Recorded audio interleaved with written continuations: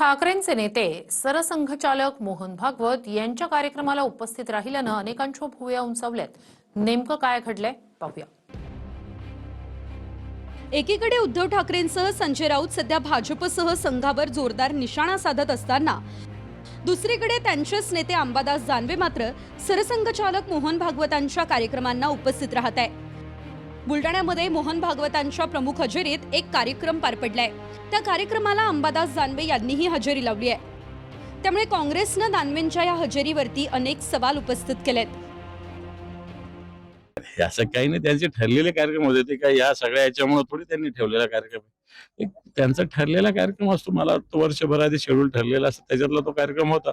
तो का JNG साठी थोडी तो कार्यक्रम होता।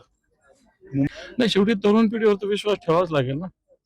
या देशाचं भविष्य तरुणच आहे, त्यामुळे त्यांचा विश्वास त्यांच्यावर ठेवावाच लागेल। पण मला असं वाटतं हे त्यांनी नरेंद्र मोदी आणि अमित शहाना सुद्धा सांगितलं पाहिजे असं मला वाटतं। उद्धवजी सुद्धा संघावर बोलतात, पण अंबादाजी गेले असतील त्या कार्यक्रमाला आणि मोहन भागवतांच्या कार्यक्रमाला हजेरी लावत असतील तर पुढचं राजकारण कुठल्या दिशेनं जात आहे याचा कदाचित हा सूचक इशारा असेल।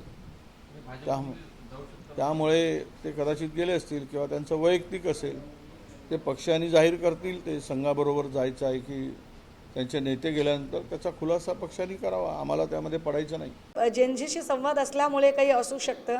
नेमकं त्या निमंत्रणाचे कंगोरे काय ते मला माहीत नाहीत। मात्र मी जरा पक्षप्रमुखांशी या संदर्भात निश्चित, कारण मला वाटतं की मी इकडे असतानाच तिकडे तो एक दौरा चालू होता, त्यामुळे मी इतकी माझ्या सोलापूरच्या दौऱ्यात व्यस्त आहे की तिकडचे मला काही फारसं माहीत नव्हतं। मी निश्चित माहिती घेते आणि आपल्याशी बोलते त्यावर। या कार्यक्रमात भाजप आमदार श्वेता महाले आणि आमदार संजय कुटे यांची उपस्थिती होती। इतर पक्षातील एकही मोठा नेता कार्यक्रमात नव्हता। त्यामुळे अंबादास दानवेंनी लावलेल्या हजेरीमुळे विविध चर्चा होत आहेत।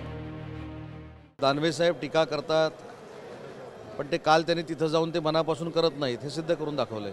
म्हणजेच शिवसेनावरची टीका आणि भारतीय जनता पार्टीवरची टीका ही कोणाच्या दबावाखाली करतात का, हे आपण आता अभ्यास केला पाहिजे। आणि काल त्यांनी तिथं जाऊन मोहन भागवत साहेबांचं मार्गदर्शन देखील ऐकलेलं आहे आणि त्याच्यातनं ते अतिशय चांगला बोध घेऊन भविष्याची राजकीय वाटचाल करतील असं आपण अपेक्षित करूया। Bureau report, TV9 Marathi.